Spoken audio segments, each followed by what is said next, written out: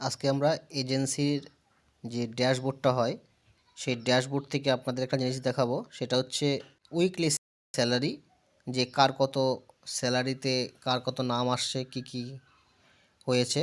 এই weekly salary এই অপশনটা আমাদের দেখব। তো এই উইকলি স্যালারির মধ্যে ক্লিক করলে আমরা এখানে দেখতে পাবো যে কোন সপ্তাহে কার কত স্যালারি আসলো সেই বিষয়টা দেখার জন্য এখানে আমাদের অপশন থাকবে। তার মধ্যে আমি একটা তীর চিহ্ন দেখাই। মনে করেন আজকে হচ্ছে 24/11/2024, মানে লাস্ট সপ্তাহে। এই সপ্তাহে দেখতে গেলে নিচেরটা ক্লিক করতে হবে। আপনি যদি চান সবার উপরেটা চেক করতে পারেন, তারপরেটা চেক করতে পারেন, তারপরেটা চেক করতে পারেন। তো আমরা লাস্ট সপ্তাহের আমরা হচ্ছে উইকলি স্যালারি ক্লিক করব।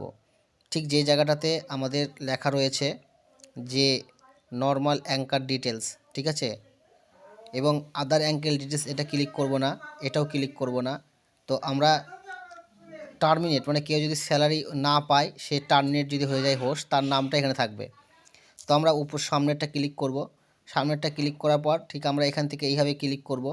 ক্লিক করলে এই সপ্তাহে আমি দেখতে পাবো, যেহেতু আমি এখানে হোস্ট অ্যাড করি না, শুধু সাব এজেন্ট অ্যাড করি, ঠিক আছে। এবার আপনাদের এখানটায় কি থাকবে, যে হোস্টের নামগুলো এখানে থাকবে, ঠিক আছে। কার স্যালারি কত আসছে এটা দেখার জন্য আপনারা এখানে ইউআইডি নাম্বারটা ক্লিক করে আর উপরের দিকে আপনি